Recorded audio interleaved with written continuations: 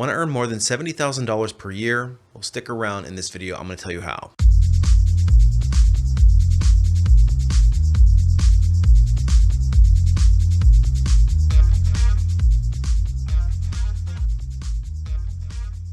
Hey everybody, it's Brian from A Life After Layoff. I came across a question recently. Somebody was asking how they can earn more than $70,000 per year in their career. And this topic is especially important in today's day and age because, let's face it, $70,000 today isn't worth what it was even a year ago with this runaway inflation that we've been experiencing recently. But before we get into that, if you're interested in learning how to take back and reclaim power in your career, make sure that you sign up for my free weekly newsletter. And in it, I share tips and tricks on how to start earning higher incomes, how to navigate those hiring processes, and how to act with more authority in your career. Keep in mind, it's absolutely free, so you don't want to miss it. So the question reads, I'm currently a 31-year-old with a degree in sports management and business management. Since college, I've not been able to land a high salary job, $65K or more. Thus far, I've only have work experience in call center sales, and to be honest, I'm bored with these type of jobs and want a higher paying real career. Currently, I'm making $45K a year, which is not going to cut it in this economy. I initially applied to go back for a bachelor's degree in software engineering at WGU and was accepted, but I'm beginning to have second thoughts because of the job market. Any advice is appreciated. I'm tired of eating mayonnaise sandwiches and cornflakes with water. And rightfully so. In today's day and age, $45,000 is a difficult salary to live on. You can barely afford to pay rent with increased grocery costs, car expenses, and if you have a family, gosh, I don't know how you're going to do it. So we have to get you into this higher income brackets. So in this case, this person is 31 years old.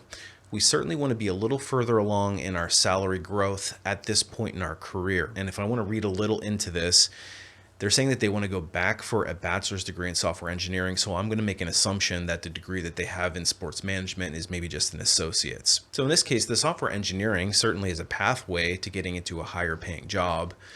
It is a relatively saturated field, especially entry level, and I think folks who are trying to get into entry level software development roles will know that it is pretty challenging. And if this person is watching, let's give a little bit of strategy on how you can break out of this 45 to 65K band and move into some bigger salaries. The first thing you want to do, it seems pretty obvious to me, but you want to focus on career opportunities or career paths that are higher paying. Certainly a career in the call center industry is probably not going to pay as much as something in the software development space. So if you're somebody that's in school, you're starting off your career from scratch, or you're looking to make a career change, it would be well worth going and looking at what are the career options in the spaces that you're considering and focus on something that's going to give you a reasonable amount of growth, a reasonable amount of demand, and something that you can fairly easily differentiate yourself from the crowd. In fact, earlier in my life, I was a passionate musician and I felt like I wanted to make a career in music.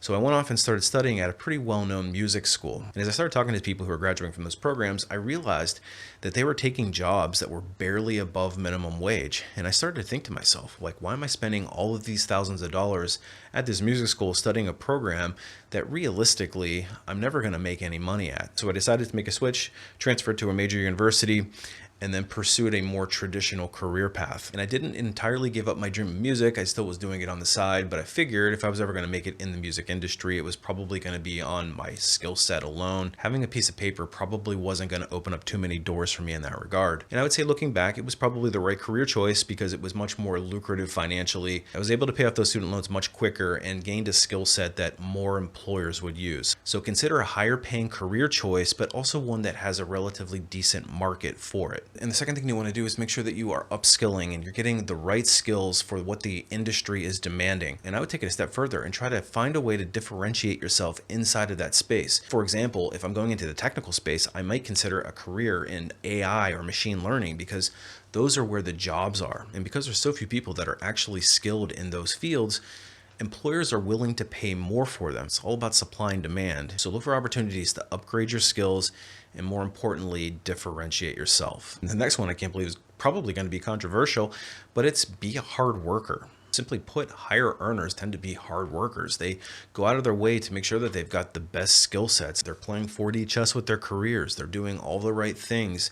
They're making sure that they're one step ahead of the competition. If you're somebody that's always looking for the easy way out, it's unlikely that you're going to be able to earn those top dollars. Use people's laziness to your advantage. Go above and beyond with your specific skill set so that you can market yourself to employers and do what the others aren't willing to do. And keeping in line with switching careers or choosing the right career path, Location is going to play a big part in that as well. If you're located in an area where there's simply not a lot of jobs, or maybe more specifically, not a lot of high paying jobs, and I'm thinking like rural areas, etc., you may have to consider relocating to where the work is. If you're somebody sitting in rural Iowa and there's no jobs around, it's probably going to be unlikely that you're going to be able to land one of those high paying jobs like you might find in Silicon Valley. I'm not suggesting you should move out to the Bay Area to land a job, but you should at least be closer to a major metropolitan area if you want the higher paying jobs. Simply put, big cities pay more than small cities. I learned that the hard way coming from Chicago, even down to Nashville. I found out that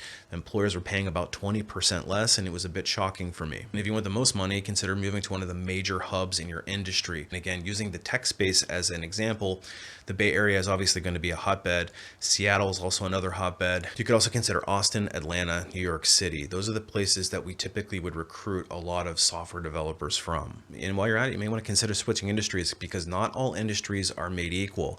This is especially true for pay and compensation. For example, if you work in accounting, you may not want to go into higher education or go into a not-for-profit because they just don't pay as much. You want to focus on private industries, and there's even some sub-industries that pay more than others. For example, oil and gas comes to mind as an industry that tends to pay above market rate. So it's well worth your time to go do some salary research, get some data on various industries, and be strategic about the ones you choose. And while you're at it, even inside of certain industries and even high-paying industries, there are certain companies that are considered pay leaders versus pay laggers. And I call them the alpha companies of the industry. These are usually the 2 or 3 biggest employers in those spaces. And oftentimes you'll see them paying more than the laggers in the industry. So if I'm in the process of making a career shift with the end goal of making the most money in mind, I'm focusing on the right industry with the right skills that differentiate me, in the right location with the right industry and the right employer inside of those industries.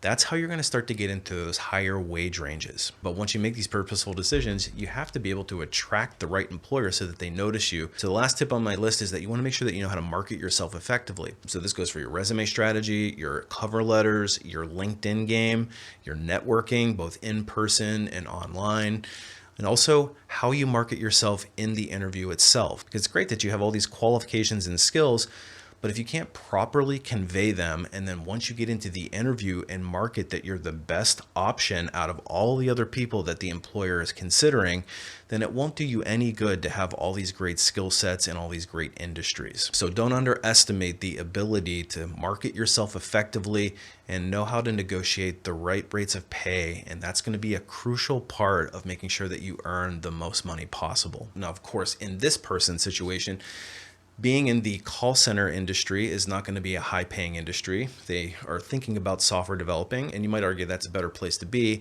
but it's also potentially a saturated market. So they better have a strategy to getting their foot in the door to get that initial experience. And of course, if you need more help marketing yourself, that's what I specialize in. I've got a website called alifeafterlayoff.com. I have tons of resources over there that will help you effectively market yourself, and more importantly, negotiate the best possible rates of pay so we can get you north of 70K for your next job. Anyway, hopefully this was helpful. It's all about the strategy that you set as early into your career as possible. At 31 years of age, it's the time to start really making proactive steps to get into those higher pay ranges, because the competition is coming in fierce behind you and taking those same jobs. Anyway, as always, appreciate you watching. We'll see you on the next one.